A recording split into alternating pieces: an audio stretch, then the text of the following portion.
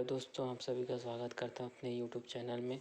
आज हम class 6 social science का ये 4th चैप्टर देखेंगे। क्या है? मानचित्र के बारे में देखेंगे।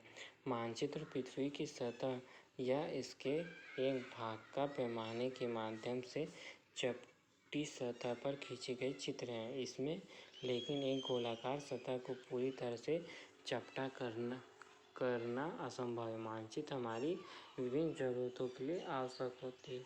कुछ मानचित्र एक छोटे क्षेत्र को और कुछ तथ्यों को दर्शाती है, तो दूसरे मानचित्र में बड़ी किताबों की तरह तथ्य होते हैं। जब बहुत से मानचित्रों को एक साथ रखा जाता है तब एक एटलस बन जाता है। एटलस विभिन्न प्रकार के तथा अलग अलग पैमानों से खींचे गए मापों पर आधारित होते हैं। मानचित्रों से एक ग्लोब की अपेक्षा में ज़्यादा जानकारी प्राप्त होती है। मानचित्र विभिन्न प्रकार के होते हैं। कुछ को नीचे वर्णित किया गया, जैसे भौतिक मानचित्र होते हैं जिसमें पर्वत, पठार, मैदान, नदियाँ और महासागर के बारे में बताया गया। राजनीतिक मतलब राज्यों, नगर, शहरों और गांव और विश्व को बताया गया है। और फिर आगे है थीमेटिक मानचित्र, जैसे सड़क मानचित्र, वर्षा और वन उद्योग के लिए जो मानचित्र तैयार किया है उसे थीमेटिक मानचित्र कहते हैं। अब मानचित्र से क्या क्या पता चलता है? मानचित्र में क्या होता है, छोटे पैमाने पर खींचा जाता है ताकि स्थानों के बीच की दूरी वास्तविक रहे। मतलब जो बड़ी दूरी रहती है उसको एक हिसाब मानकर उसको छोटे पैमाने में खींचा जाता है ताकि हमें पूरी जानकारी पता हो। पैमाना स्थल पर वास्तविक दूरी तथा मानचित्र पर दिखाई गई दूरी के बीच का अनुपात होता है। जैसे हमारे विद्यालय और घर के बीच की दूरी 10 किलोमीटर है, लेकिन मानचित्र पर हमें उसे 2 सेंटीमीटर से व्यक्त किया गया है। अब हमने मान लिया कि 1 सेंटीमीटर बराबर 5 किलोमीटर, तो 10 किलोमीटर है तो 2 सेंटीमीटर हमने शो किया।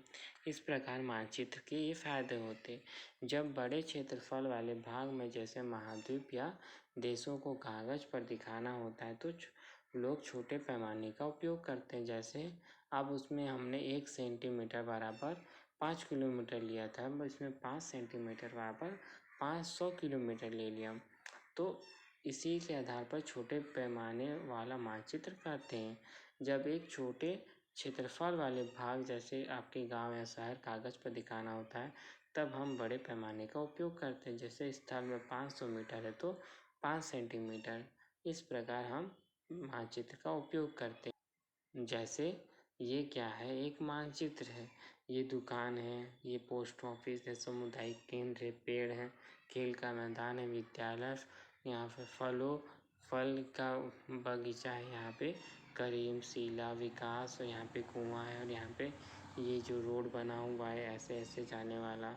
ठीक, तो ये क्या है, बड़े से मानचित्र को छोटे में दर्शाया गया है। फिर एक दिग बिंदु होता है। दिग बिंदु से हमें क्या पता चलता है कि दिशाओं के बारे में जानकारी पता चलती है। जैसे उत्तर पूर्व, दक्षिण पश्चिम, उत्तर पश्चिम। फिर इन बीच वाली दिशाओं की मदद से किसी भी स्थान की सही स्थिति का पता लगाया जा सकता है। जैसे विकास के घर, सामुदायिक केंद्र और खेल के मैदान की दिशा कौन सी दिशा में है, तो दिक् सूचक, ये जो चित्र बना हुआ है इसी को दिक् सूचक बोलते हैं।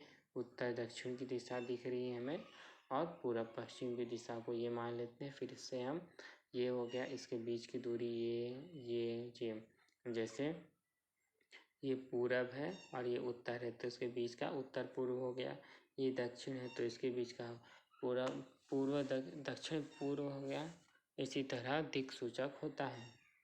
हम दिक् सूचक की सहायता से किसी स्थान की दिशा का पता लगा जा सकते हैं। एक ऐसा यंत्र है कि जिसकी सहायता से मुख्य दिशाओं का पता लगाया जाता है। इसकी चुंबकीय सुई की दिशा में उत्तर दक्षिण की ओर दिखाई प्रतीत होती है। जैसे हमें मानचित्र में भवन, सड़क, पुल, वृक्ष, रेल की पटरियां, कुएं को दिखाना, वे निश्चित अक्षरों, छायाओं, रंगों, चित्रों और रेखाओं का उपयोग करके दर्शाया जाता है। ये प्रतीक कम स्थानों में अधिक जानकारी प्रदान करते हैं।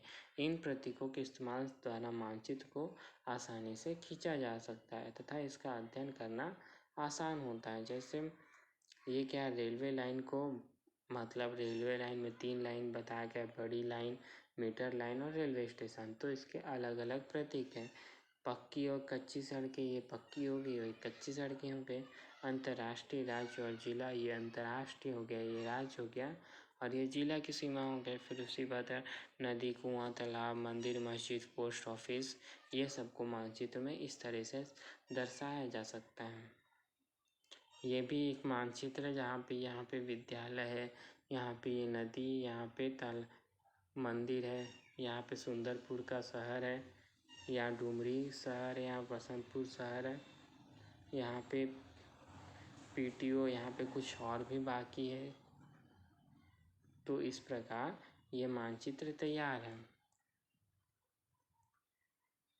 अब एक छोटे क्षेत्र का बड़े पैमाने पर खींचा गया रेखाचित्र खाका कहा जाता है। एक बड़े पैमाने वाले मानचित्र से हम बहुत सी जानकारी प्राप्त होती है, लेकिन कुछ ऐसी चीज़ें होती जिन्हें हम कभी कभी जानना चाहते हैं। जैसे किसी कमरे की लंबाई चौड़ाई जिसे मानचित्र में नहीं दिखाया जा सकता। उस समय हम लोग बड़े पैमाने वाले एक रेखाचित्र खींच सकते थे, जिसे क्या कहते हैं, खाका कहलाता है।